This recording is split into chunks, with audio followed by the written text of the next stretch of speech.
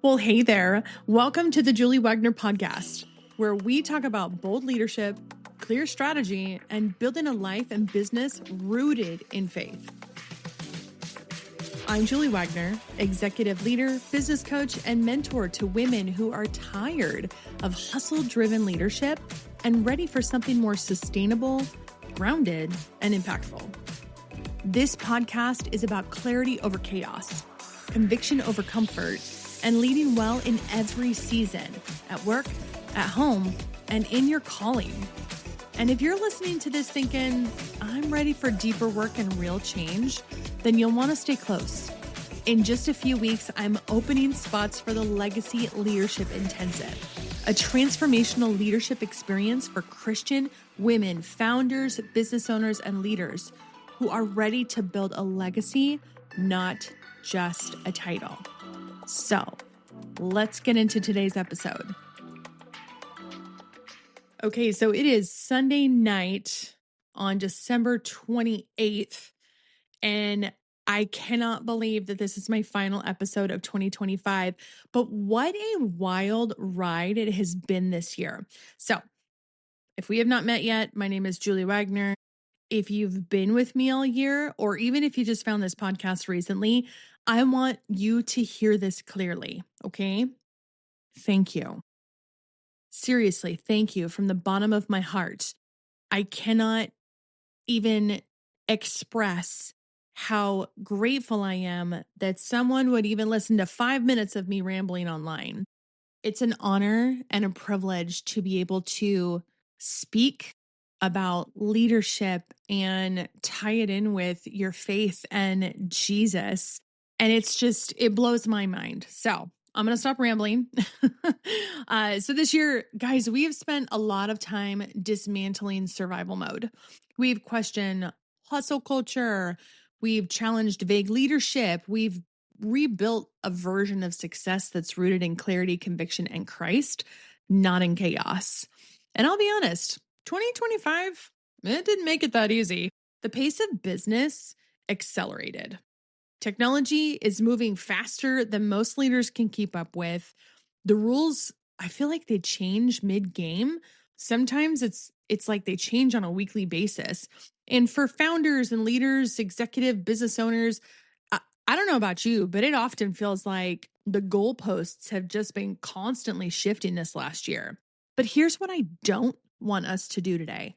I don't want us to drag ourselves across the finish line, exhausted, numb, and already anxious about what's coming next in 2026. Today, we're going to walk across it with intention. This episode is going to be your 2025 leadership audit, a chance to look at what you built, how you led, and who you've become in the process, so we can decide very intentionally what earns a seat at the table in 2026. So let's talk about the biblical perspective and numbering our days. Leadership culture teaches us to count everything: revenue, headcount, followers, engagement, growth percentages. But scripture invites us to count something different. Psalm 90 verse 12 says, "Teach us to realize the brevity of life so that we may grow in wisdom." Wisdom isn't just knowing what to do next. It's knowing what actually matters. When I look back on my 2 decades in tech leadership and my 2 decades as an entrepreneur, I can tell you this honestly and very raw. The years that looked like wins on paper were not always the years that produced the most wisdom. Wisdom does not come from momentum. It comes from reflection. It comes from stopping long enough to ask questions most leaders avoid. Did I lead the people God entrusted to me, or did I simply manage outputs? Did I build something that glorified my hustle, or something that honored Him? Did success draw me closer to God? Oh, or this one's a good one. Or did it quietly replace Him? A leadership audit isn't about self-criticism, my friends. It's about alignment. And alignment is what gives your leadership weight. So let's get practical. If you're able to, grab a notebook, open your notes app because this is not just content today. We're doing some coaching. So we're going to do a 3-part audit of your 2025. And also, if you need to grab a coffee or an Alani Nu like I do, and just FYI, if you don't know what Alani Nu is, I'm realizing that maybe it's a little bit more of a Pacific Northwest thing. Because I was down in Vegas a couple weeks ago for a work event, and I could not believe my counterparts that live in Chicago and Arlington, Virginia, and even in Canada, none of them knew what an Alani Nu was. And I'm like, y'all, you are missing out. If you like energy drinks, which, I do, I'm not going to lie, I totally admit it. Alani Nu, their pink slush and their cotton candy and their dream float, oh, creme de la creme. So they have them at Target, Walmart. Go snag one. If you like cherry, their cherry slush is really good too. I feel like I'm doing a commercial right now for Alani Nu, but I actually don't have an Alani Nu. I have my Dutch Brothers today. So I knew I was going to need it to be able to talk because it's been a long weekend of talking and Christmas. So let's go into the ROI of your energy. ROI of your energy. In business, we scrutinize ROI relentlessly, but most leaders never audit the return on their energy. So here's a question for you. Which project, role, or relationship consumed 80% of your emotional and mental energy, but delivered only 20% of your results? I want you to think about that. That friction has cost. And if you don't name it, and I'm talking name it out loud, my friend, you write that down, you name it, you speak it out. If you don't name it, you're going to drag it right into January. So here's a direct move for you. You don't need to blow everything up, okay? But you do need to plan. Is it an exit? Is it a boundary? Is it a renegotiation? Is it a system that should have been put in place 6 months ago? Clarity now is going to prevent burnout later, okay? So take a moment, pause this if you need to. This is some deep digging. Like, this is seriously some deep digging. And if these are the kind of things that you can honestly open up to yourself about, open it up with a coach, right? Write it down, name it out loud, take it and place it at the feet of Jesus. If this is something you can do, I will promise you that you will go into 2026 being a better leader than you were yesterday. So the second point we're going to talk about is the communication gap. And if you know me, you know that I like to communicate. And that does not mean I like to talk, which I totally do. But communication is so, so important when it comes to being a leader.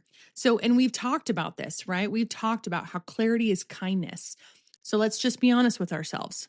Where did ambiguity cost you in 2025? Maybe it was a team member that underperformed because expectations were not clear enough. Maybe a client relationship stalled because the follow-up was too soft. And just a quick note, I have been in sales for a very long time. Tech leadership sales, beauty sales. I've been in sales my whole career. And let me tell you, when your follow-up is soft, you're going to lose the sale. But I think we might, I think it'd kind of be fun to have a little sales course next year. So I don't know. Who knows? Maybe we'll see.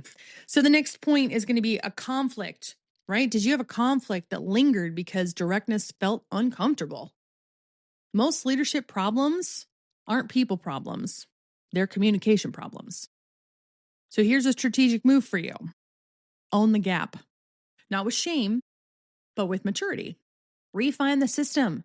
Clarify the expectations. Say the thing sooner next time. That's not harsh leadership. That's faithful stewardship. All right, here's the third one. This is a good one. The hustle culture tax. I'll be honest, this is probably the hardest one, okay? Did you buy into the lie that more hours equal more impact? I'm not going to lie to you guys here. I totally did. And this is something that I struggle with sometimes. more often than not.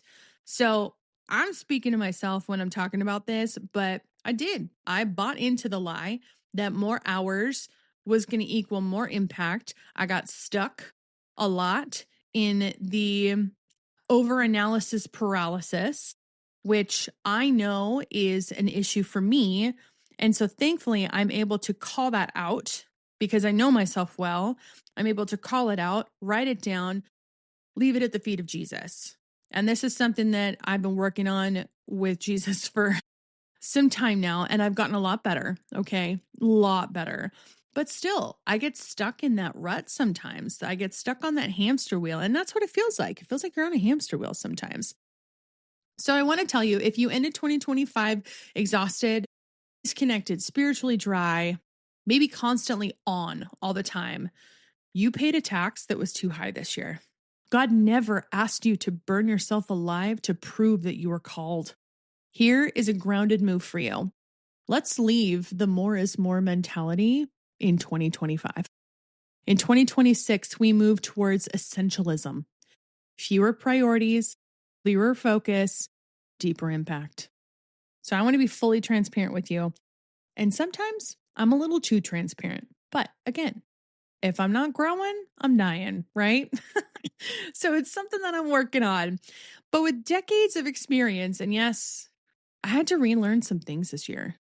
I relearned that directness without connection becomes coldness, that leadership without humility eventually isolates, that my business is a platform, not my identity. And here's what I've observed across the leaders that I've worked with this last year. The women who truly thrived in 2025 weren't the ones with the biggest teams, the most advanced AI tools, or the flashiest strategies. They were the ones who stayed grounded. They were the ones that learned how to be still before they became strategic. They stopped leading from fear and started leading from faith. They understood that their authority did not come from a title, but it came from the one who called them to lead. That kind of leadership doesn't just scale businesses, my friends, it sustains people. Okay, as we close the book on 2025, I want you to resist the urge to rush straight into goal setting. Pause first. Acknowledge what you've carried. Honor how you grew. Forgive yourself for what didn't work. 2026 doesn't need a more exhaustive version of you, it needs a clearer one. So here is your final assignment for the year, and this is going to be a simple yet powerful one. This is called the Stop, Start, Continue list. So stop one thing you're going to leave behind.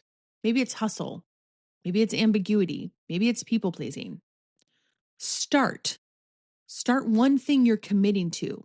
Maybe it's clear communication, prayer, better systems for your business, reading your Bible on a daily basis. And then last is continue. Continue one thing that worked and honored God, and take that into this next year and grow it. I want you to write this down, put it where you're going to see it. Let's enter 2026 not just ready to work, but ready to lead. I want to be transparent with you here. Even with decades of experience and intentional leadership growth, one of the things that I had to relearn this year was the purpose behind setting real goals. Goals aren't just boxes you want to check. They're not just wishful thinking or a subconscious list that you hope you'll remember someday. There's real evidence that written goals matter. When we articulate what we want, make it visible, and write it down, not just think it, write it down, we create clarity that drives actual progress and focus. There are studies that show people who write down their goals are far more likely to achieve them because the act of writing makes our intentions concrete. It forces accountability and clarity around what we want to accomplish and why this matters. This is an article I read that Harvard put out, so I will absolutely link it in the show notes. Here's the leadership lesson in that. Vision without intentional goals becomes vague ambition. And vague ambition is the kind of leadership that gets overwhelmed by distraction, expectation, overload, and burnout. This year, the leaders who saw results were not the ones with just good intentions. They were the ones who got clear on what they were building, wrote it down in a way that made it visible, and then stayed accountable to it even when the work felt heavy. That's not just a productivity theory, my friends. That is a stewardship of your calling. Real leadership doesn't drift. Real leadership designs days, months, and seasons with purpose. So as you're reflecting on your 2025 leadership audit, I want you to think of this. Are you about to slide into 2026 with vague aspirations? Or are you stepping into a year with intentional, written goals that align with your calling, your values, and your kingdom purpose? Because that's where momentum actually begins. And that brings me something I'm truly excited to talk to you about. Join me in the Legacy Leadership Intensive. This is a high-touch transformational experience that's designed not just to set goals, but to define and design your leadership for the long game.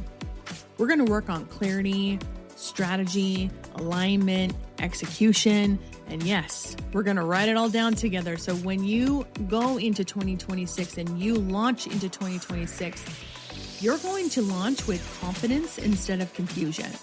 And my friends, if this episode resonated with you, especially if you're ready to lead with intention and impact, I want you on this wait list. You can find the link in my show notes, or you can go to juliewagner.co. All right, that's it. That's what I got for you. And in 2025 with a bang. So as you step away from this episode today, my prayer for you is simple. I pray that you would lead the next season of your life with wisdom and courage, boldness and clarity. And if you're sensing that God is calling you into deeper leadership work in 2026, I'd love to support you. Now, before you go, if this episode encouraged you or challenged you, I would be so grateful if you shared it with a friend or another leader who needs it. Also, leaving a review helps this message reach more women who are ready to lead with faith and clarity and boldness.